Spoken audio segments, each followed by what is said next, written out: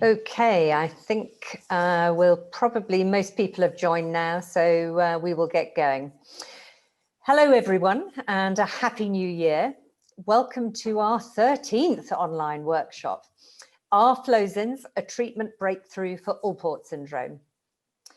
I'm Susie Gear, Chief Executive of Alport UK. I'm a patient and a volunteer, and I also am a mother of 2 boys with Alport syndrome and have many other members of my family who are impacted by the disease.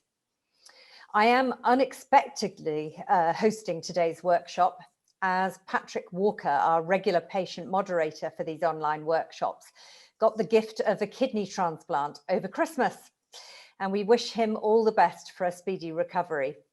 I know he can't wait to be well enough to host other workshops in the future. As this is the first workshop of 2021, I'd actually like to take a quick minute to reflect back on the last few years, and particularly to thank all those working on Alport syndrome, helping us to understand the genetics and biology of the disease and to help us find new treatments. We have made astounding progress over the last 7 years and have some wonderful people working with us. Back in January 2014, when we gathered 50 members of the scientific community together with patients at an international workshop in Oxford in the UK, there were just under 10 research projects underway. There were no treatments for Alport syndrome, no sight of any clinical trials, and no commercial companies working with us. However, 7 years on, that's just 7 years, we now have tripled the number of people participating in the last international scientific workshop in Siena. There were in Siena over 40 research projects featured, with exciting progress in drug, stem cell, and gene therapies. There are also 2 international clinical trials in progress for drugs that slow down kidney decline, plus a very inspiring group of commercial companies, large and small, collaborating with our community on a range of exciting therapies. And despite the pandemic hitting us this last year, many of those working on Alport research found ways to progress their research and clinical studies. And we've been able to feature some very exciting projects in our previous 12 workshops, inspiring many of our patients with continuing research around the globe whilst shielding in their homes. And I really thank all of those who presented, moderated, or participated in the workshops. It has really kept us going while we're stuck at home. So moving on to our important topic to focus on today, Flozins. Properly known as SGLT2 inhibitors, they were developed as a drug to help control blood sugar in people with diabetes, but have been found to have benefits that go beyond simple sugar control and even beyond people with diabetes. Their development has benefited from a number of large randomized trials, including kidney disease, which demonstrate their benefits, and others are ongoing to answer further questions. Now, firstly, let's introduce my fellow patient moderators. So, Andre Weinstock. Andre is an Alport patient and volunteer, and he's the research chair of the board of directors of the Alport Syndrome Foundation in the US. Today, we are also very privileged to have not 1, not 2, but 3 international scientific moderators. Firstly, Oliver Gross is Professor of Medicine at the Clinic of Nephrology and Rheumatology at the University of Medicine in Goettingen, Germany. Neil Turner is Professor of Nephrology at the University of Edinburgh in the UK. And Rachel Lennon is Professor of Nephrology and Consultant Paediatric Nephrologist at the University of Manchester in the UK. So my 4 colleagues will all help me put questions to our speaker. Dan Long and Harriet Carter will run the production of this webinar today, so do message them using the chat function if you have any issues. Richard Haynes is a Professor of Renal Medicine and Clinical Trials at the Clinical Trial Service Unit, an Epidemiological Studies Unit, the CTSU, at the University of Oxford.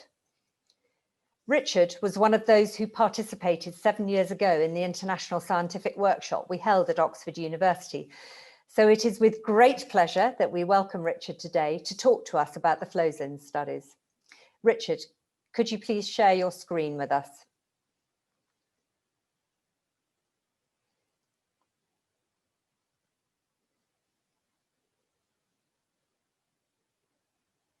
Great. I think we can see your screen. Go for it. Thanks very much, Susie. Thanks for that introduction. It's a pleasure to be here to have an opportunity to talk to you all about SGLT2 inhibitors and what they might mean for people, or what they mean for the general population of people with kidney disease, and in particular, what they might mean for people with Alport. These are the general topics that I'm hoping to cover this evening. What is SGLT2? I'm afraid it's one of those awful medical terms with lots of letters and numbers. And what are the Flozins? What do we know about their benefits and their risks? And before we get a bit more specific, and I'll touch on whether they might work for people with Alport, and what else we might need to know before they become prime time, and before maybe you start seeing them, or maybe even start taking them. So let's start with just defining some basics about what is SGLT2 and what are these Flozins. So SGLT2 stands for sodium glucose cotransporter 2, and it's found in the kidney. Now, some of you will be familiar with pictures like this on the slide, and some of you won't. But this is a picture of what we call a nephron, and each kidney contains about 1 million of these. And essentially, a nephron has blood coming in to a filter called the glomerulus, and then blood going out. And the blood gets filtered in the glomerulus to produce urine, or the filtrate, which will later become urine. And what SGLT2 does is that it reabsorbs sodium and glucose back out of that filtrate back into the body. Because if it wasn't to do that, then there would be a risk that we would all turn into a crisp, because we produce a huge amount of filtrate every hour. If the tubule did absolutely nothing, we would produce 7 or 8 litres of urine an hour, and we'd all turn into a crisp very quickly. So what the tubule does is reabsorb everything that we need back out of that filtrate before just leaving the waste products behind that we all will then pass in our urine. And SGLT2 is just one of those, of the many transporters which does that reabsorption process. So it effectively helps the body hold on to the sodium and glucose that it needs. So if you take a Flozin, Flozins are SGLT2 inhibitors. So they block that reabsorption. And what that means is that lots of sodium and glucose then continues through your kidney, further down the tubule, and ultimately ends up in the urine. And we therefore lose, if you take one of these drugs, you can lose sodium and certainly quite a lot of glucose in the urine. And patients who take them tell us that they notice this, because when you lose sodium and glucose in your urine, it increases the volume of your urine, and they notice that. They notice that they are passing more urine when they start taking one of these tablets. And so what are the effects of that? Well, if you lose sodium, sodium we know is one part of salt.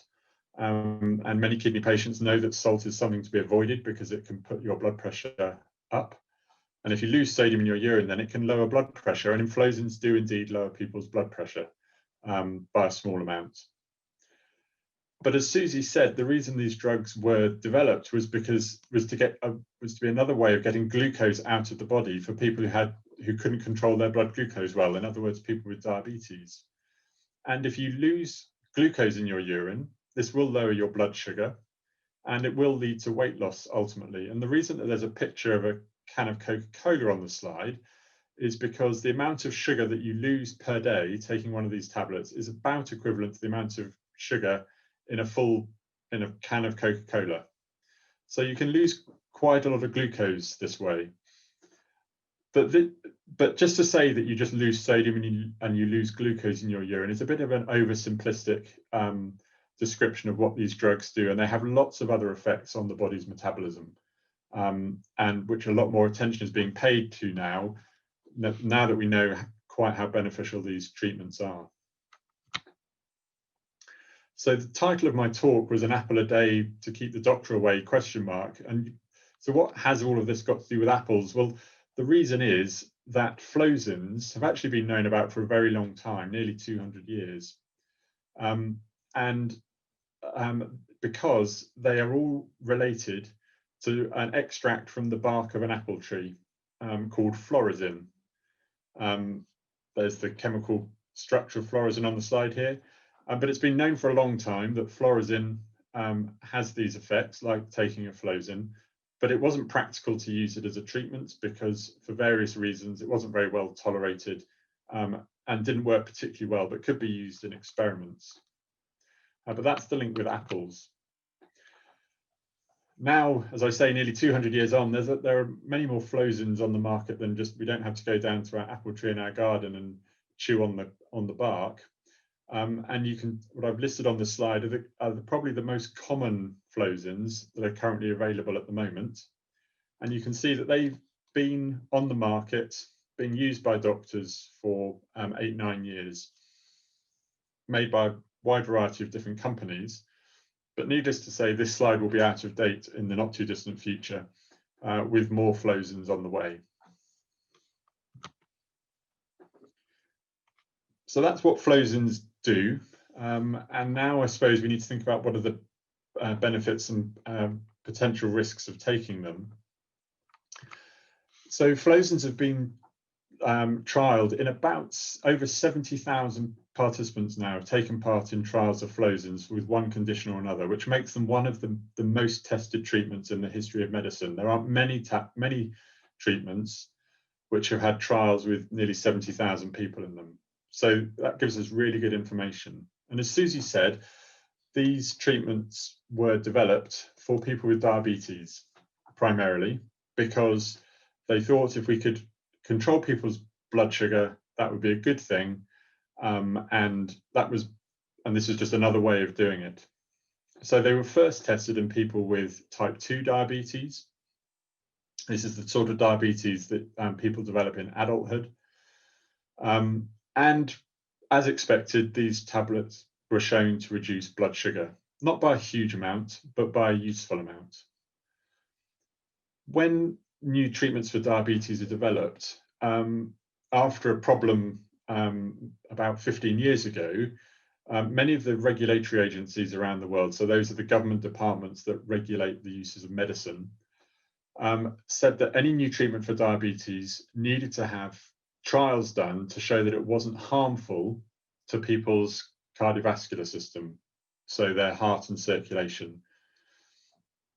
And so what companies do when they develop a new diabetes treatment is that they commit that if they can show that it lowers blood sugar, that they will then go on and do large trials to show that these drugs aren't causing any untoward harm to the cardiovascular system. So these trials were done with SGLT2 inhibitors, and the results were actually quite shocking to the medical community, because for the first time, the trials, not only did they show that these drugs were not harmful, they actually showed that they were very beneficial, that the people who got these drugs had a much lower risk of cardiovascular disease. And very few people were expecting that. But the results were clear. They happened in more than one trial, so they seem to be robust. And now we know that these drugs do reduce the risk of people having cardiovascular disease. And then really after those trials came out, then the class of drug has become of great interest, and it's been explored in other populations now as well. The main one which I'll go on and talk about is related is people with kidney disease. Now, because this is a treatment for diabetes, it's logical that they were first tested in people with kidney disease due to their diabetes. And a trial was done, and remarkably, these drugs were shown to reduce the risk of the kidney disease getting worse.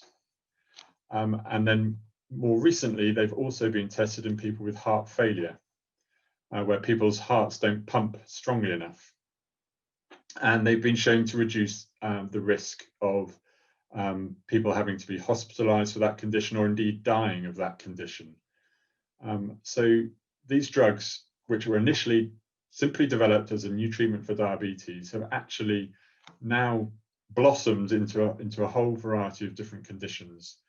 So they can be, you can use them to treat people with diabetes, but also now there's interest in treating people with kidney disease and people with heart failure. What you can see on this slide is one of the things which first interested kidney doctors when they saw these drugs were first tested. So these are results actually from one of the early trials. These people going to this trial didn't have kidney disease, but they did have their kidney function checked very regularly. So each of the boxes you can see on the slide, the black dot or the white boxes, show a time point at which all the participants in the trial had their kidney function measured. And you can see this trial went on for about 4 years.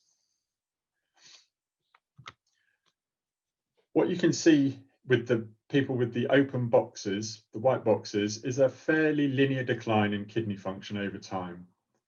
As we know happens to people with diabetes, even if they have relatively good kidney function to begin with.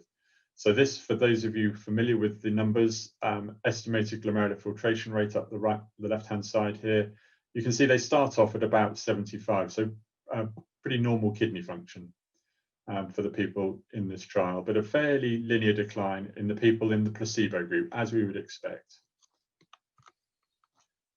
What you see with the people given the SGLT2 inhibitor, in this case a drug called empagliflozin, is first of all, you see an acute drop in EGFR, which might initially, when these drugs were trialed, might have alarmed a few people. When you start people on a drug, you see a sudden drop in the EGFR, people would get worried. But what you saw afterwards is you can see that the line with the black boxes is almost horizontal. In other words, kidney function after that acute drop then stays pretty stable, such that by the end of the trial, the people who'd been given the empagliflozin had better kidney function than the people who'd been given placebo. And the reason this got people very interested, and kidney doctors in particular, was this is exactly what you see when you give people drugs like lisinopril or losartan, so ACE inhibitors or angiotensin receptor blockers, which are commonplace for treating people with kidney disease, and including people with Alport. This is exactly the pattern you see. So the acute drop at the beginning followed by stabilization. So what it looked like was that Flozins were another drug that might have the same beneficial effects on kidneys as ACE inhibitors and angiotensin receptor blockers, which really are the mainstay of a lot of nephrology management.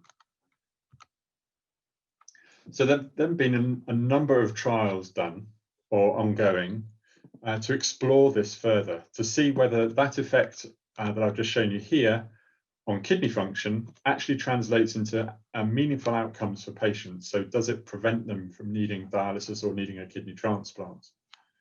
And so there are 3 trials really that have addressed this, and I'll talk about the first 2. The first was a trial called Credence, and this was focusing on people who had diabetes as the cause of their kidney disease. So everybody in this trial had diabetes. It was the cause of their kidney disease, and they all had a lot of protein in their urine. And I'll talk about that trial next. So these were the results of Credence, which were presented about 2 years ago. What you can see in this graph, I'll gradually build it up, is you can see the trial was about 3.5 years long, with about 4,000 people going in at the beginning.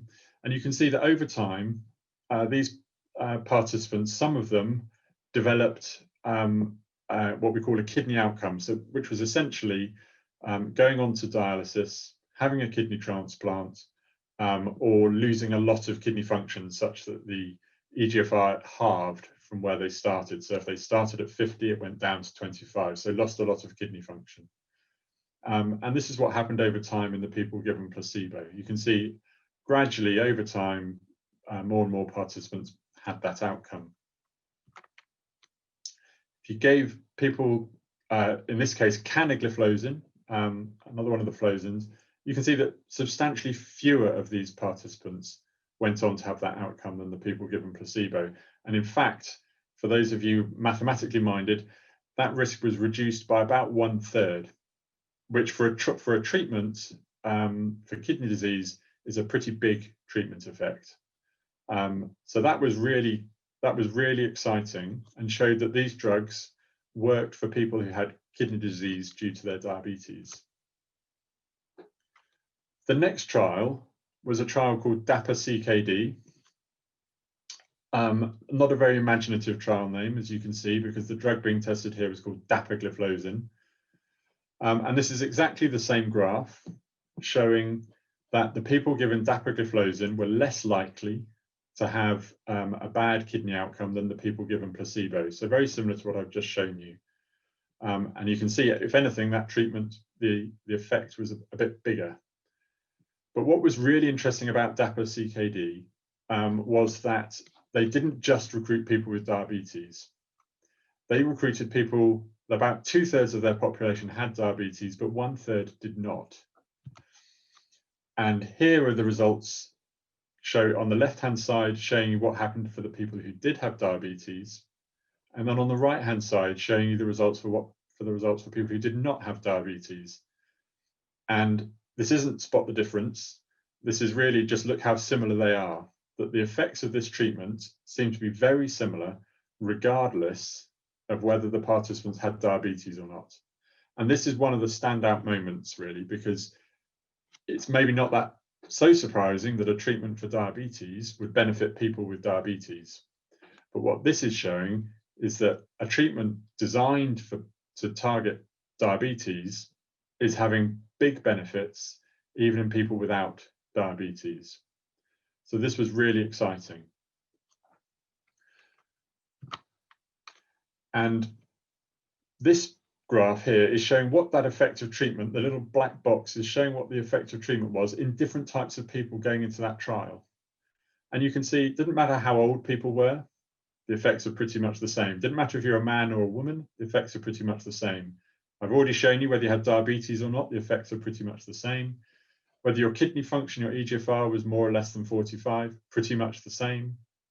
Whether you had a lot of proteinuria or just some proteinuria, pretty much the same, and it didn't matter what your blood pressure was.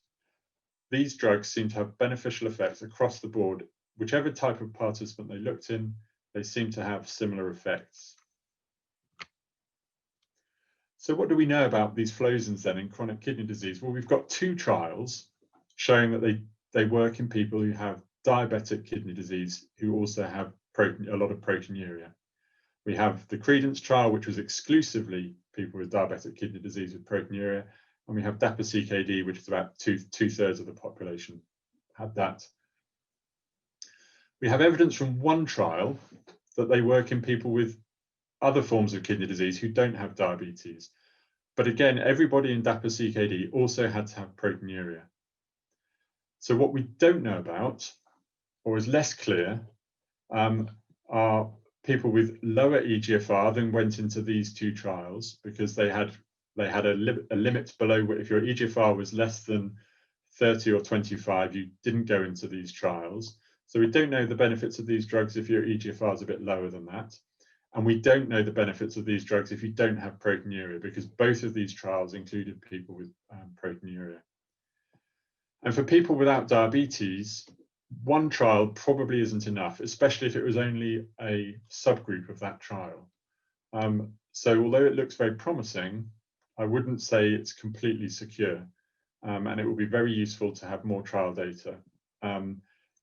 People could fairly say, you would say that, Richard, because the trial which I work on, which is called EMPA-Kidney, is studying exactly that. So we'll fill in these gaps. So we are looking at people with and without diabetes, and we'll have many more people without diabetes than have been studied so far. We're looking at people with lower eGFRs, and we're looking at people without proteinuria as well. So we will hopefully, what we hope to do is to find that these benefits are confirmed and widespread in an even bigger group of people than we currently know about. And the other good thing about the flozins is, as I've already alluded to, is that they are good for people's cardiovascular system. actually, this is something that people with kidney disease should pay attention to, because we know that cardiovascular disease, in particular heart failure, is an issue for people with chronic kidney disease, especially as they get older. And these Flozins appear to reduce the risk of heart failure in people with kidney disease.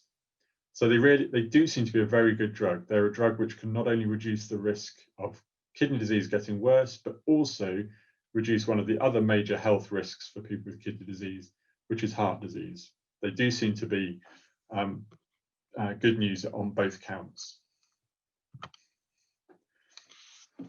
Obviously, one of the really important questions is, these drugs look really effective, but are they safe? Could be that we could find drugs which are really effective, but they could have very unpleasant side effects. Well, again, more good news with Flozins is that they do appear to be really quite well tolerated. In fact, when you look in some of the trials, the placebo-controlled trials, people were more likely to stop placebo than they were to stop their Flozin, which suggests that actually these drugs are really very well tolerated. They do have two side effects, which I think every patient who might consider taking one of these tablets should know about. One has got a slightly strange name, I'm afraid, called mycotic genital infections, which, if you're in England, we would call this thrush. And if you're American, you might call it yeast. And I'm afraid I don't know the word in German.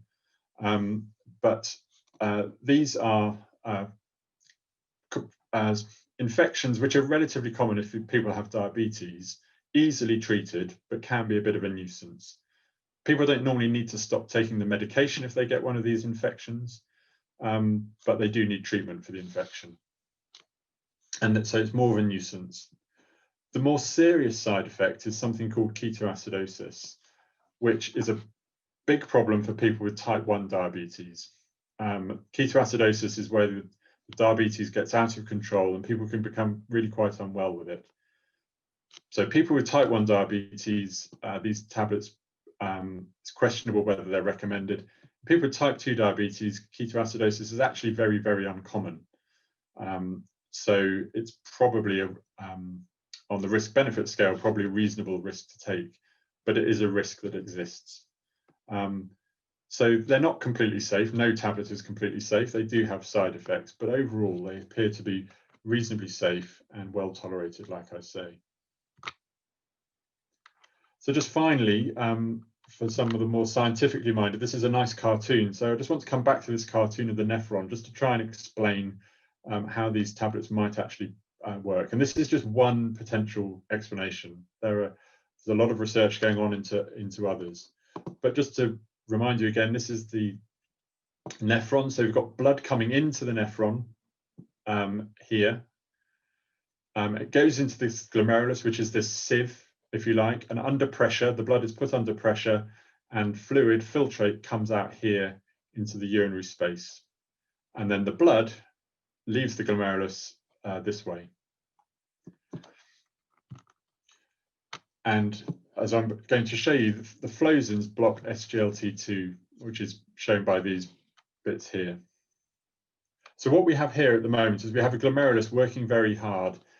It doesn't really matter what the cause of kidney disease is. There's a hypothesis that if you lose a bit of kidney function, the rest of your kidney will then work harder to try and compensate. So let's pretend this nephron is in somebody with kidney problems, and it's working very hard to try and make up for some of the nephrons which are no longer working. If we give somebody an SGLT2 inhibitor, then the sodium and the glucose, so Na is the scientific symbol for sodium, and G will cover glucose. Instead of being reabsorbed here, they pass down the tubule. They come further down the tubule.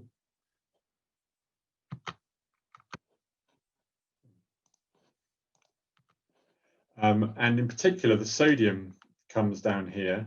And when the sodium gets to the special part of the tubule called MD in this picture, it switches it on. And that then sends a reflex signal back to the start of the kidney and basically takes the pressure out of this glomerulus. It tells it to stop working so hard, to relax. So the pressure in that glomerulus goes down. And we think that may be one reason why these drugs help people's kidneys last longer, because if you have high pressure in your glomerulus for a long time, it damages the glomerulus and they stop working.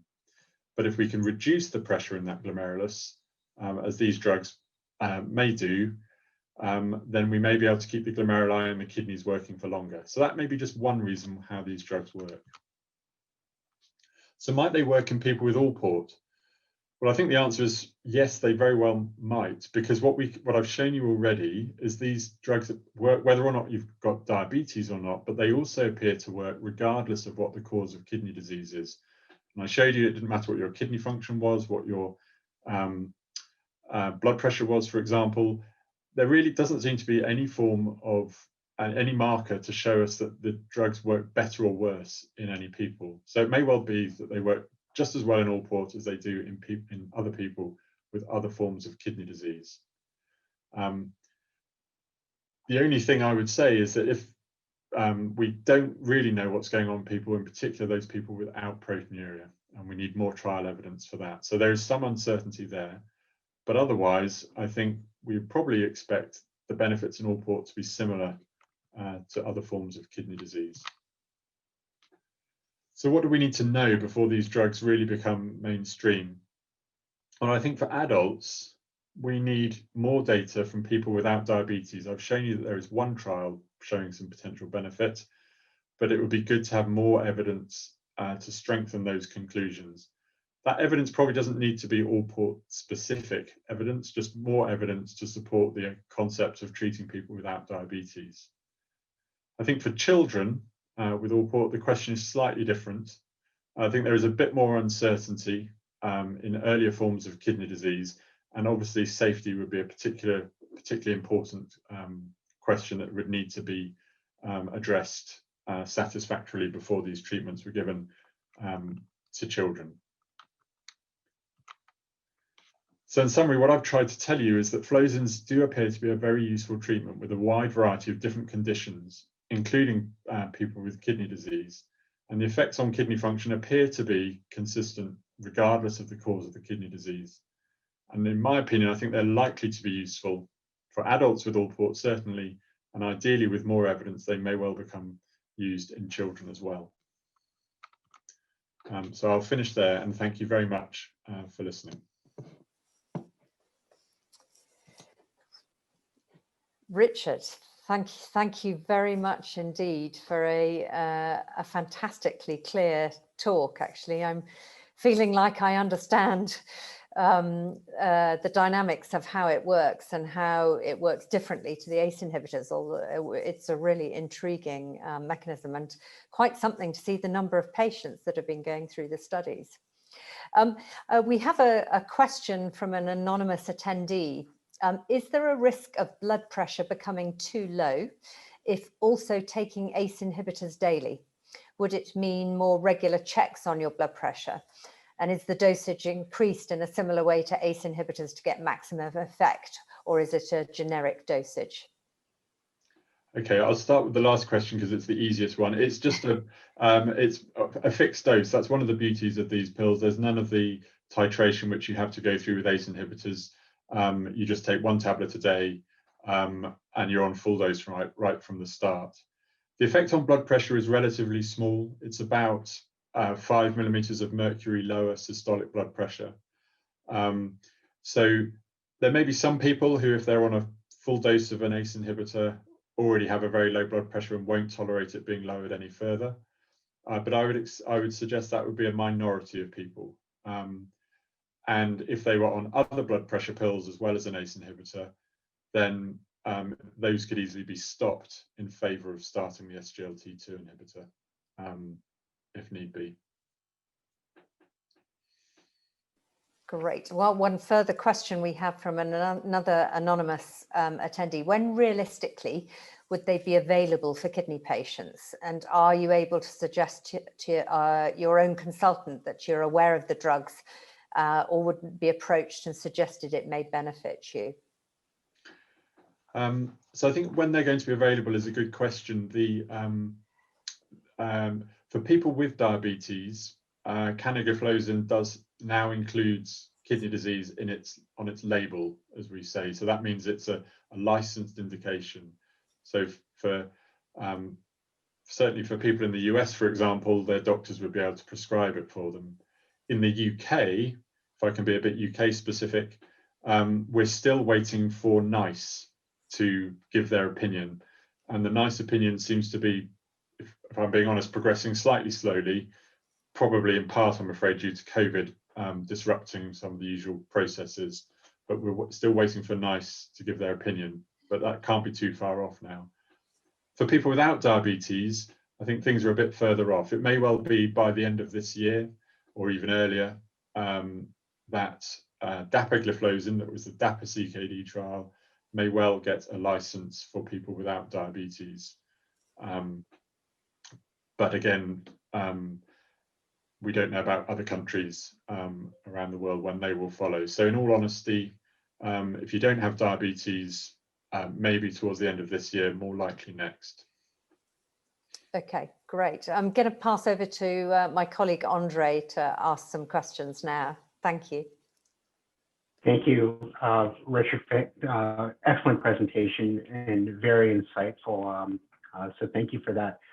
I would say, we get a lot of the, almost repeating the questions that we've already had, but if we put aside pediatric patients, but let's say I have a family member, I'm a patient myself, I have just watched this presentation, I see there might be some benefit.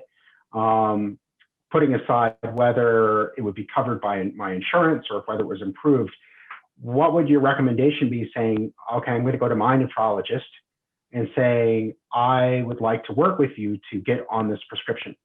Would the response for that nephrologist be, wait another year and we'll wait and see, and eventually we hope it will be approved for all kidney conditions?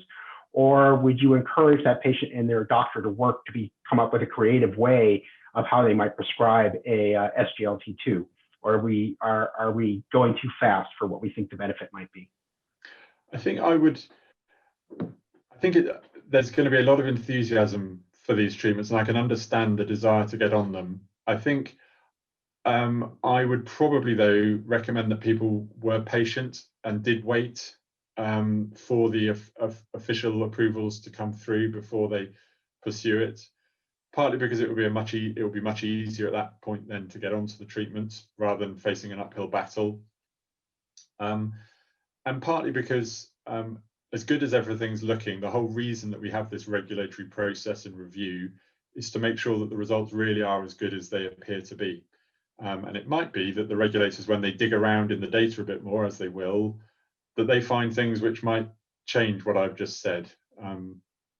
I don't know how, I don't think that's particularly likely, but I think that's the reason we have the process. And I would, the conservative in me would say, with a little c, would say that that is probably for a good reason. And I would probably wait and not try and rush in.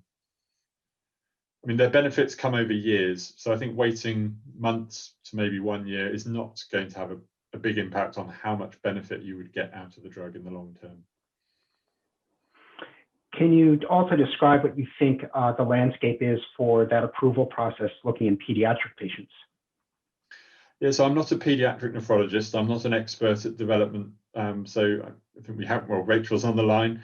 I think these drugs hopefully would have pediatric investigation plans, PIPs as they're called, filed. Now, the companies will take different views on that, because originally they would have planned to treat children with type 1 diabetes. That would have been the group they'd have been looking to treat with these drugs, because actually I told you they have some side effects, but if you can manage those side effects, they actually work quite well for people with type 1 diabetes. So it's another treatment for diabetes that is not insulin.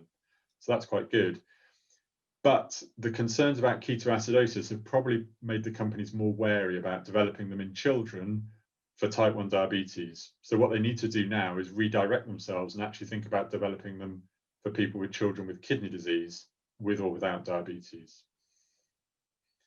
But I would defer. I don't know whether Rachel wants to add to that, because you have much more than I do. Thank you, Richard. That was a fabulous talk. And Andre, you took my question for Richard, which was, how do we sorry, Rachel. how do we start to answer that question in terms of the safety for children and young people. And of course, the mechanism that you've described there is very relevant, even at that early stage where, you know, some of these nephrons and some of these filters will be affected. So in theory, there could also be benefit at that early stage. So the question there that you've started to help us with in terms of thinking is the next stage with paediatric investigation.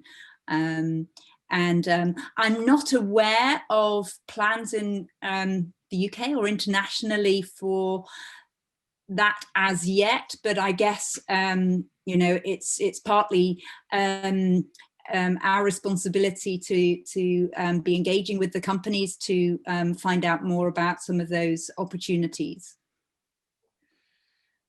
Yeah. And Richard, one more question for me, and then I'll pass off to my other panelists here. You had shown the list of the Flozins that are on the market right now. Do we have an idea how much longer those are on patent and that they'll actually owned and controlled by those companies? Or what's an estimate of when we think we might start seeing generic Flozins on the market? That's a really good question, Andre. I have to confess I don't know the precise answer to that. I would think that they've probably still got 5 or 6 years left of patent life, I expect, before generics come around. What I would say is though that the huge numbers of people that could clearly be treated with these drugs mean that the patent manufacturers will be right onto it. The day that patent lifts, they will have their preparation ready. So I don't think there'll be any delay as soon as the patents actually expire. But I have to confess I don't know the answer to precisely when that will happen. Thank you. Oliver, do you want to ask some questions? I will see we've got a number of questions coming in the Q&A. Yes, I think the most important question for most of our patients is, well, can the Flozins be combined with ACE inhibitors, or are the Flozins just another like ACE inhibitor drug? So just please comment on that. Yeah, so thanks, Oliver. The good news is they can be combined. What I didn't show you when I was going through the slightly technical description of how they work on the kidney is that they actually act in quite a different way to ACE inhibitors. So we would expect that both drugs could have their effects independent of each other. As it happens, nearly everybody in all of the kidney disease trials so far has been on pretty much a full dose of an ACE inhibitor, and that's because the trials have been designed because they want people on what we call best standard of care.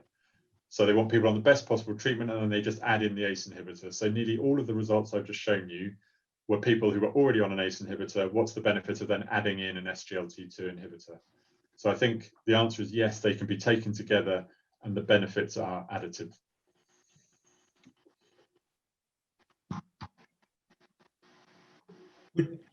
So pretty amazing result, isn't it, Richard? I mean, it's 25 years since we had ACE inhibitors, and to be able to add something on top of them and see really such quite dramatic effects. I mean, it really is the first thing since, I don't know, the ACE inhibitor studies in 1995 that has looked so completely different from what's gone before. Yeah. And I think actually having gone back and looked at the ACE inhibitor studies now, nobody's ever going to do this, and I don't think anybody ever should, but if you were to do a head-to-head of ACE inhibitor versus SGLT2 inhibitor, I have to say I think SGLT2 inhibitor would win. I think they're probably even better. It's just that, you know, serendipity meant that we found the ACE inhibitors first, and now we're adding SGLT2 inhibitors on. But I think they're at least as good as the ACE inhibitors. There's a couple of, just picking out some questions out of the Q&A about how low a GFR is it safe to start them, or should you stop them? Is it going to push you into end-stage renal disease? And let's do those first, and then there's a couple about. Yeah, so, well, just to be completely clear, so the Credence trial, which was the first trial, had a lower limit of an EGFR of 30. So if your EGFR was below 30, you didn't get into the Credence trial. So we don't have any, so they didn't provide any evidence below 30. DAPA-CKD took it a bit further and said 25. So below 25, you couldn't go in the trial, but at 25 or above, you're okay. And then per kidney, we're going down to 20. So I think it's likely that we're going to have evidence, if everything lines up, that starting them at 20 or more is probably worthwhile. Should they be stopped when your kidney function goes below that level? No, I don't think they should necessarily, because I don't think they'll be protecting your kidney any the less, even if your kidney function's got a bit worse. They'll still be having their effects. And indeed, some people have actually started trialing these drugs in people who are already on dialysis, because they help people produce urine, and that could be a really beneficial effect even if you're on dialysis. So I think there's no reason to stop them. It's probably, having said all that, it's probably not worth starting it if your EGFR is already 12 in terms of trying to protect your kidneys, because they won't, the amount of time they would buy you off dialysis would be very small, and that acute drop that I showed you would become all the more important. But it seems to be probably that they could be, you could start them anywhere above 20 probably, and then just stay on them until there's no reason to take them anymore. So the stay on them is important, and DAPA-CKD, they certainly allowed you to stay on them until dialysis, and they didn't seem to see any ill effects from that.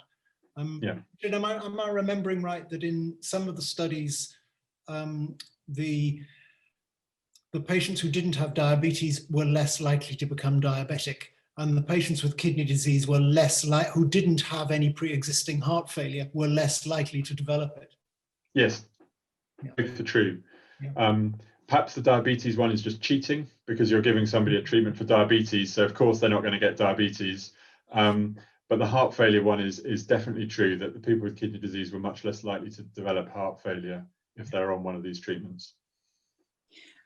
Richard, can I just ask about the DAPA-CKD and what we know about subgroups in that, the group without diabetes, and whether there is likely to be any subgroup analysis? Presumably there may well be some patients in there with Alport syndrome. So there already are subgroup analyses, there already are supplementary papers being published from DAPA-CKD. I think the risk is that the numbers actually, although it's quite a big trial to begin with, the numbers start getting quite small. The number of people in DAPA-CKD who went on to need dialysis or had that bad kidney outcome was 120, which actually isn't that big a number when you start then slicing it up even further. What I understand was that I think, I can't remember whether this is in a paper or whether this was just hearing an answer to a question at a conference, but I think there are about 10 people in DAPA-CKD with Alport. So that's not enough by itself to do any really useful analysis. But there were other conditions like IgA nephropathy, a very common non-diabetic form of kidney disease, were more common, and they saw benefits in people with IgA that looked just the same as if people had diabetes. And so what I would probably say is, that's why I would say it's probably generic, because it doesn't seem to matter what the cause of kidney disease is, they seem to work. So I can't think of I admit I could easily be missing something. I can't think of a reason why Alport would be different. One of the questions we have, sorry, Rachel, what do we know for participation in trials going forward? Is EMPA Kidney still recruiting, or if that is closed, what do we know going forward? Are other trials that may be available? I know that we don't have any that are dedicated specifically for Alport patients, but maybe open for any type of other chronic kidney disease that Alport patients could potentially enroll in. So EMPA Kidney finishes recruitment probably early February. So you'd have to get your skates on to get into EMPA Kidney. I don't think there are any other trials recruiting for kidney disease at the moment, is my understanding. I'm not aware of any.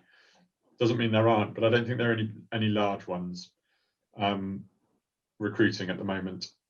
It's not to say there might not be some smaller trials set up by independent researchers, but I'm not aware of any large trials recruiting. But hopefully, as we've already discussed, it's not going to be that long actually before we don't need the trials anymore. We just have the answers and the drugs will be available. And with that in mind, the idea of prescribing SGLT2 inhibitors off-label, but you think that the community of nephrologists will basically, based on the data that we're seeing right now, that as we go to our doctors to ask for that, they should mostly be amenable to that, at least for adult patients? I think they will be, especially when they get the sort of permission to go ahead, and that will vary from country to country as to what the go ahead is. In the UK, we generally wait for this body called NICE. In America, it's much more, I think, led by the regulators and then the payers. But as soon as they get the go ahead, then yes, I think they'll be very keen. I don't think at that point, I think resistance will, there won't be resistance. The nephrologists will be keen. Is my take on the situation. Maybe I just live in a particular SGLT2 inhibitor bubble within nephrology, but I think it's shared generally amongst many nephrologists. I can confirm that it's proving quite popular at a low level in Scotland, but mainly we're reserving it for people with quite a high rate of deterioration for whom a year would matter. Might make a significant difference. Richard, there's a number of questions in the Q&A about losing electrolytes and the risk of hyponatremia, hypoglycemia, getting dehydrated, and then just clustering another question there on effects on lipids that we might that might have been observed with these trials. I don't know whether you could cluster those together with an answer. Yeah, so some people do describe feeling a bit dehydrated taking these tablets. That is a recognized symptom that some people report, and that's not surprising if you're losing a lot of salt and water into your urine. They don't appear to disturb blood sodium levels per se. They would stay normal. They don't affect potassium. If anything, they might be slightly good for potassium as far as kidney patients are going. In other words, keep it down a bit. They certainly don't put it up, which is probably an advantage they have over ACE inhibitors. In terms of lipids, they do have some measurable effects on lipids, actually increasing what we call LDL or bad cholesterol, but by a very, very small amount, and nothing that would be overly concerning. So I think quite a lot's known, and nearly all of it is reassuring that they're not having any dramatic effects on any of those things.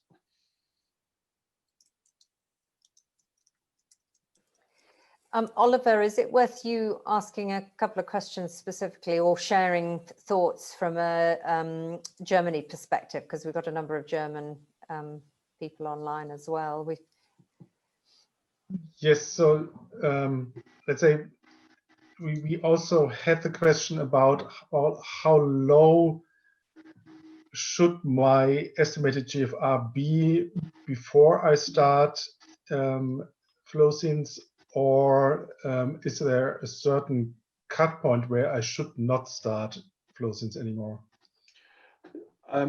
So I think I've already discussed the point at which you wouldn't start anymore, which is probably when you get down to sort of below 20, probably. When you should start, I think the truth is probably the earlier the better. A bit like ACE inhibitors, they're going to, even before we can start detecting things happening, if we know that there's going to be structural changes within your kidney, it may well be the earlier the better. But probably again for probably when you've got evidence of protein in your urine, or that your kidney function has started to decline, would probably be the natural points at which to start. So the international trial we planned actually was that while the patient should be on a stable dose of ACE inhibition, and once the proteinuria still goes up, that would for us be a perfect time point. Actually, no matter what the GFR would be, but but definitely would need a clinical trial for that. Yeah, because when you notice your proteinuria going up, then it's probably a sign that things are changing, and you might want to start acting. And I think, Susie, a very important message here with that international audience would be, if any patient anywhere in the world with Alport syndrome is started on SGLT2 inhibitors, it would be very important to collect the data as long as we don't have a clinical trial specific for Alport syndrome. Oliver, I think you're spot on there. I think any patient, international patients, any Alport patients who are on the trial, really, if we can encourage the data to be shared and to be collected, that would be really helpful, because there are obviously a number of Alport patients, and it would be great to start, with some data is better than nothing, even if it's small numbers that Richard talked about. In terms of what would be the process, Oliver, to collect that data, what would you recommend? Well, to have another international workshop after the COVID area.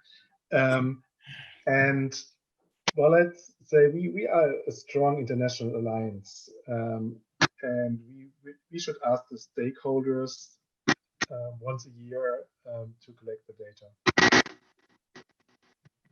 So, like in Germany, I know nephrologists that claim that my Alport patient started to get heart failure because SGLT2 inhibitors are board approved for heart failure right now. So they try to skip around the approval for kidney failure by arguing it could be the heart failure to start the SGLT2. So it's very important to collect the data about the kidney function.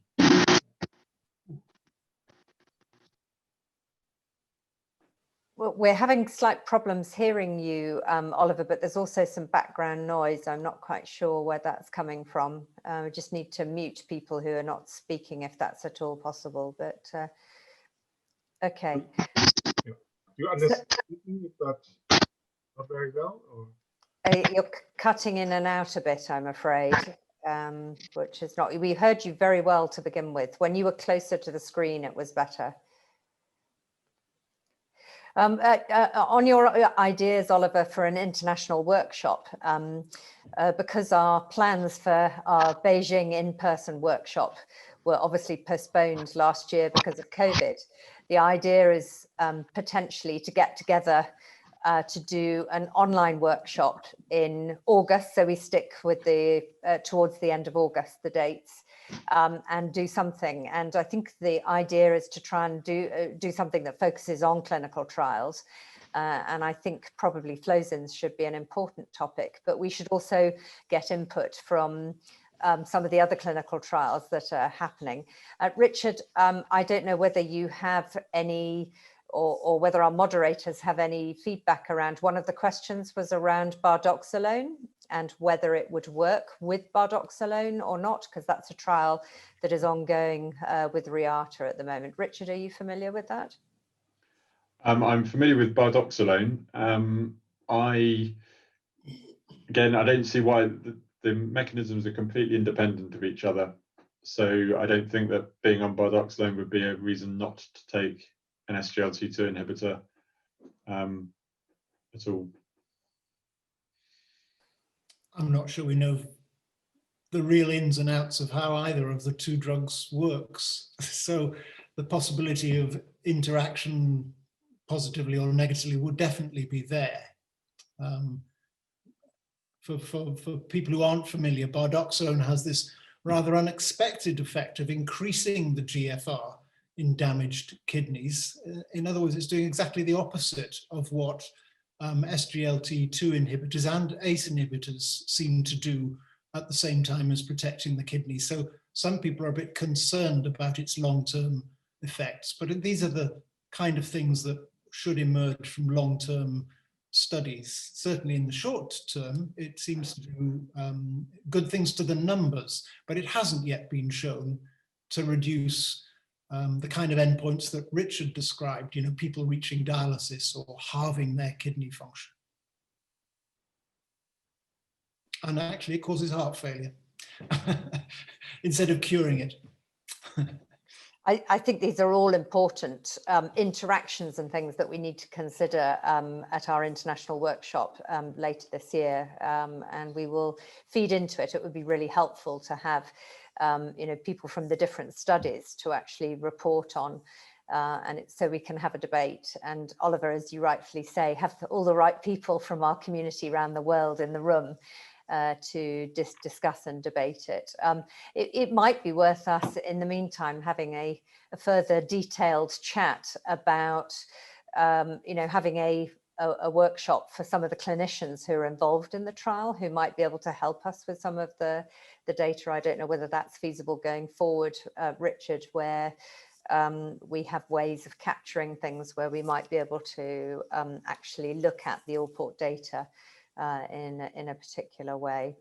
It will also inform some of the, I guess, so if patients are going on the inhibitors, SGLT2 inhibitors, so for example in the States are able to go on those earlier than say the people in the UK, we absolutely want people to record the information and the impact that it has, if at all possible. So I don't know whether we can produce some kind of guidelines on how we capture that information. I'm looking to Oliver, Neil, Rachel, whether there'd be some ideas on that.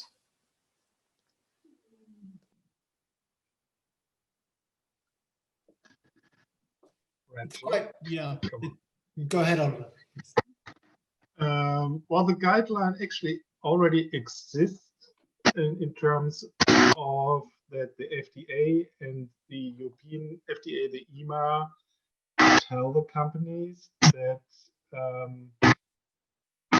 well, this kind of medication actually has to be tested in children. So any international pressure on these companies to really do this would put a significant number of Alport patients into clinical trials. And well, I would expect dapagliflozin to be board approved well this year for renal failure, and I would expect Empar kidney to produce the endpoints by next year. So both clinical trials should be very supportive to treat Alport patients. So it will come within the next 12 months anyway.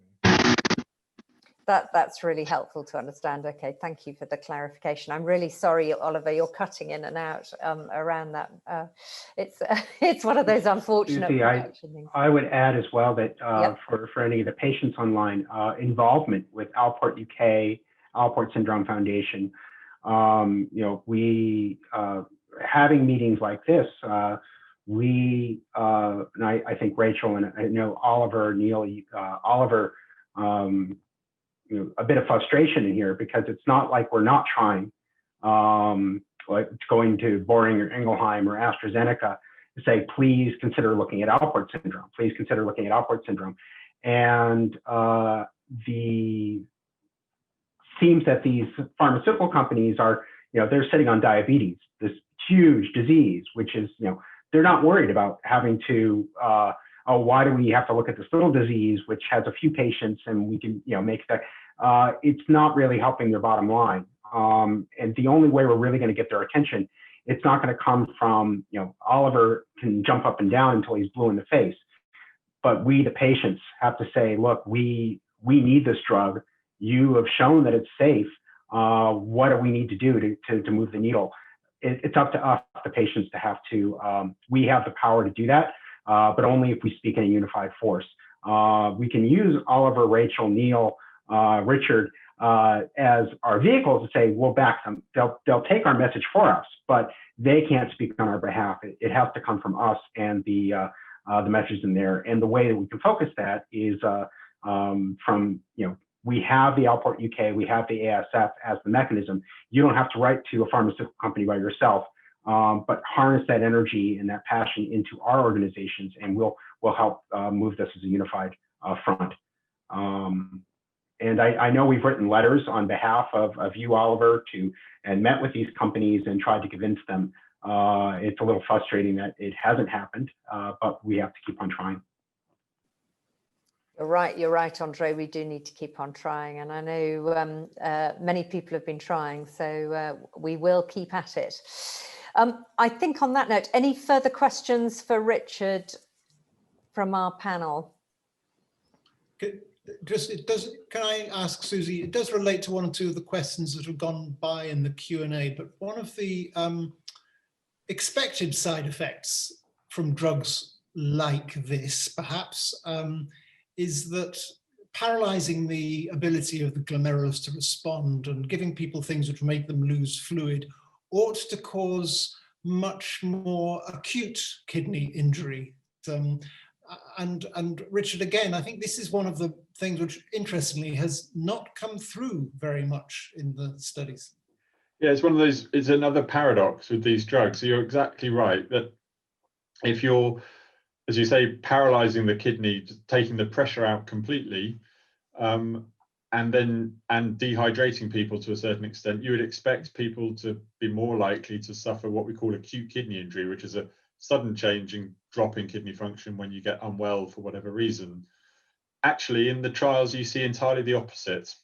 That there's a very, in all the trials, it's all very consistent. The risk of that happening is lower. There are some interesting reasons why that might be. Nobody knows, obviously, but it might be that actually this SGLT2 is one of the main consumers of energy within the kidney. And if you switch it off, you're essentially putting your kidney into power save mode, so that if your kidney gets an insult, it's got plenty of reserve because it's not using all its energy up trying to just run SGLT2 inhibitor. You've basically turned down the demand, so the battery doesn't go flat.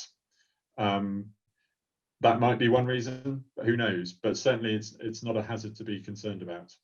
Lots of people thought that putting all that glucose into the urine was going to give everybody urinary tract infections, and I put my hand up. I thought that we were just going to get urinary tract infection one after the other. In fact, in the trials, no effect at all. So some really nice paradoxes, which just should make us all a bit more humble when we think we know what we're talking about when we look at drug effects. Lots of substrate for the Beijing meeting, perhaps, Susie, when we might get a little bit more into the other ways that the drug might work. And Richard, it'd be really nice to have an explanation which also helped to explain why it prevents heart failure. It's really difficult to argue that it's the amount of glucose going down the tubule or the amount of sodium reaching the macula densa that stops you getting heart failure. Yeah, it's really important, Neil, actually, because that may make us think differently about how it works in kidneys as well. Interesting. Okay. Fantastic. Unless anybody has any, Andre, Oliver, Neil, Rachel, any further questions? I mean, wow. This is such exciting progress, Richard, and we really thank you so much. I have to admit that at our workshop in Oxford, we agreed the importance of finding therapies that could slow down the decline in kidneys. And ACE inhibitors have been a great help in protecting kidney function for longer, which means so much more for our community when kidney decline quite often happens at that most critical stage of late teens and early 20s for a large percentage of our community. But what is really exciting about the Flozins is that potentially they are an add-on therapy, as I understand it, to further protect the kidney function. And that really is very exciting. Also, as they appear to be safe and well tested in humans already, I'm bowled over by the thousands you've put through those studies. There's clearly a bit more to find out for Alport patients, and there's a question as to whether Flozins are relevant for those of us, particularly those of us women who perhaps have less impact with milder forms of Alport syndrome. But it is clear as patients, we need to talk to our kidney doctors about them. And the kidney doctors also need to think about what to say to somebody who's offered an opportunity to participate in an international research study.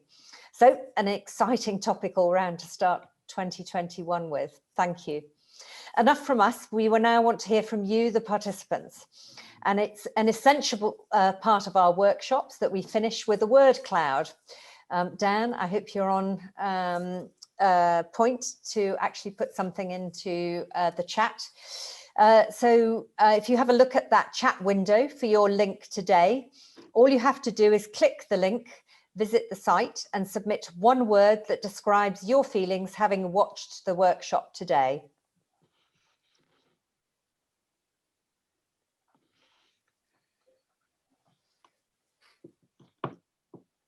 Just one word to summarize how you're feeling. Excited, look at it flashing out at us. Hopeful for the future, isn't that a great way to start 2021? Enlightened, wonderful. Optimistic, still excited, getting the greatest thing. That's really exciting. What a great way to end. Well, thank you very much to everyone for coming today, and please do let us know if you have any topics or research that you would like us to feature in our future workshops, particularly the international workshop that we're talking about holding for the entire community later this year. Some of our shorter online workshops this year will feature the latest research from a number of labs around the world. So we've already got booked Jiading's lab in Beijing, China, where they're doing some really exciting clinical work and genetics on kidney function. We've also got Laura Perrin's lab in Los Angeles on the west coast of the US, where the lab are working on stem cell therapy ideas. We've also got a returning speaker, Mamita Barua, her lab in Toronto, Canada, where they're trying to improve diagnosis by looking at the relationship between FSGS and Alport syndrome. And also Alessandra Ranieri's lab in Siena, Italy, who are working on the genetics, gene therapies, and also doing some really interesting COVID-specific research. So let us know and make sure that you keep an eye on our social media for details of those workshops. Finally, a huge thank you to Richard and the wonderful team at the Clinical Trial Service Unit and Epidemiological Studies Unit at the University of Oxford. Processing thousands of patients so expertly through a big international study makes my head ache just thinking about the logistics. And you make it all seem so effortless, Richard, and you explain it so simply and clearly. Thank you. Thank you also to our wonderful team of expert moderators, to Andre, Neil, Rachel, and Oliver. And thank you to each of you individually too for all that you're doing on an ongoing basis for Alport syndrome. We are so lucky to have you as part of our community. Finally, a massive thank you to Kidney Research UK for your sponsorship, helping fund our Zoom subscription and keeping the lights on for all of those Alport online workshops. This charity has supported us for years, right to the first workshop we did in Oxford. They're the ones that are enabling us to get well-informed, reliable information to you wherever you are in the world. If you have more feedback about this session or want to be added to our mailing list, email research@alport.info, and Dan will pop that into the chat for us too. Please also follow us on social media to hear updates about our workshops as they happen and details about upcoming research and the in-person workshops. We hope they will happen soon. Roll on the vaccine rollout. Patients can join the Alport Warriors Facebook group, and anyone can hit us up on our Twitter page, that's @AlportUK. We will get a recording of this talk up to YouTube in a few days' time. So if you missed something or you want to look back over it, you will be able to do that. Otherwise, thank you all so much for watching and have a lovely rest of the day or evening wherever you are.